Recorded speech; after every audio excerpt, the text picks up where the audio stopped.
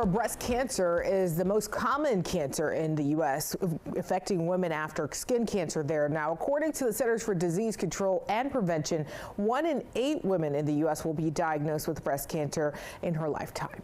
At DC News Now's anchor Chris Flanagan spoke with a breast cancer expert at George Washington University Medical Center about ways to reduce the risk of breast cancer. Their conversation is what's going around. Dr. Brem, how do you know if you're at risk for breast cancer? That is a great question. And it's interesting, very important to note that 3/4 of women who have breast cancer have no other risk factor except being a woman. So most women who have breast cancer, who develop breast cancer, really the #1 risk factor is being a woman. But some of the other ways you might know if you're at increased risk is if you have a family history of breast cancer, particularly if you have multiple members of your family who have breast cancer either in both breasts or early.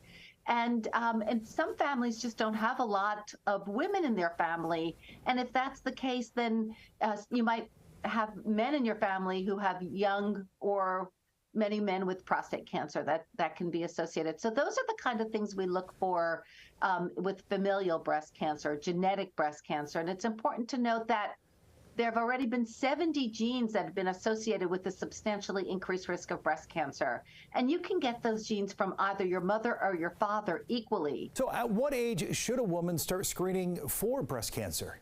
Regardless of all the different recommendations, it is critical in order to achieve the outstanding 40% reduction in the death rate from breast cancer that we've seen over the past 2 decades.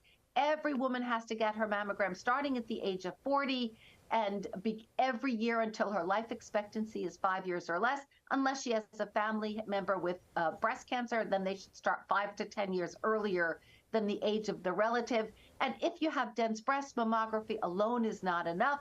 You must get an ultrasound or additional imaging.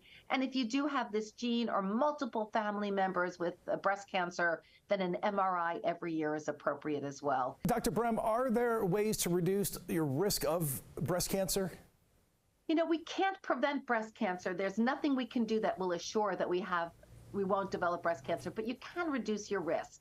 First of all, you can live a healthy lifestyle, proper weight, exercise, proper diet, limit alcohol, limit processed food. And you can certainly live in areas of the country that have a lower risk of breast cancer, but we can't prevent breast cancer. And we also are born with intrinsic risks of breast cancer based on our family history and our genetics, which of course we can't change as well. Dr. Brem, terrific information. We really appreciate it, and so important, especially now during October, which is Breast Cancer Awareness Month. Thank you for joining us. Thank you very much.